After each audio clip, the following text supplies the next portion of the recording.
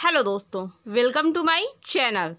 Supreme court के आदेश के बाद भी ईपीएफओ मनमानी कर रहा है।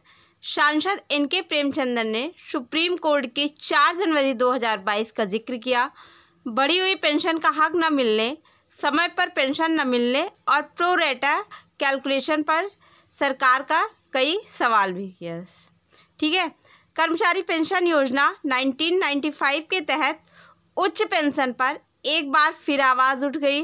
ईपीएस 95 हायर पेंशन को लेकर लोकसभा में केरल से सांसद एनके प्रेमचंद्र ने केंद्र सरकार को घेर लिया। श्रम मंत्रालय, कर्मचारी भविष्य निधि संगठन और प्रधानमंत्री नरेंद्र मोदी पर सीधा सवाल दागते हुए पूछा, आखिर कर्मचारियों को उच्च पेंशन और न्यूनतम पेंशन का लाभ क्यों नहीं मिल रहा है। सुप्रीम कोर्ट के आदेश के बाद भी ईपीएफओ मनमानी कर रहा है। सांसद एनके प्रेमचंद्र ने सुप्रीम कोर्ट के 4 जनवरी 2022 का जिक्र करते हुए कहा कि तीनों बातों पर जोर दिया, बढ़ी हुई पेंशन का हक ना मिलना, समय पर पेंशन ना मिलना और प्रो रेटा कैलकुलेशन का लेकर सरकार पर कई सवाल दागे।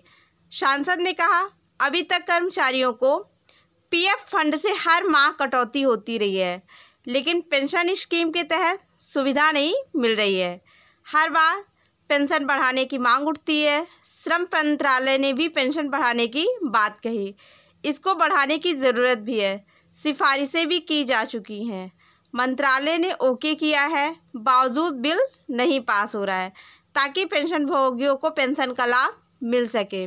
मौजूदा समय में किसी को 3,000, किसी को 4,000 तो किसी को 2,000 तक पेंशन मिल रही है, जबकि करीब 10,000 रुपये पेंशन मिलनी चाहिए। 8,000 रुपये तक न्यूनतम पेंशन तो देना चाहिए। यह मांग सुप्रीम कोर्ट के फैसले को भी सही ठहरा रही है। सांसद एनके रामचंद्र ने कहा, पेंशनर का समय राशि नहीं मिल रही है, जो मिल भी रही है वह समय पर नहीं मिल रही है। पेंशन भुगतान में से लेट क्यों हो रहा है। पेंशन भोगियों को कानूनी अधिकार है, बावजूद पेंशन समय पर नहीं दी जा रही है। समय पर पेंशन न मिलने से कई बार रिमाइंडर देना पड़ रहा है। एरियर के साथ पैसा मिलता है, लेकिन उसका ब्याज तो नहीं मिलता। अगर समय पर पेंशन नहीं मिलेगा तो घर कैसे चलेगा। सांसद ने प्रो रेटा कैलकुलेशन मेथड पर भी सवाल उठाया। सुप्रीम कोर्ट के 4 नवंबर 2022 के फैसले में है कि पेंशनर्स का pension calculation scheme actual wages पर होगा। जैसा हाई वेजेस होगा वैसा ही हाई पेंशन होगा, लेकिन वह अब तक लागू नहीं हुआ है। एक्चुअल पेंशन से भी कम राशि बन रही है। 35% तक का नुकसान हो रहा है।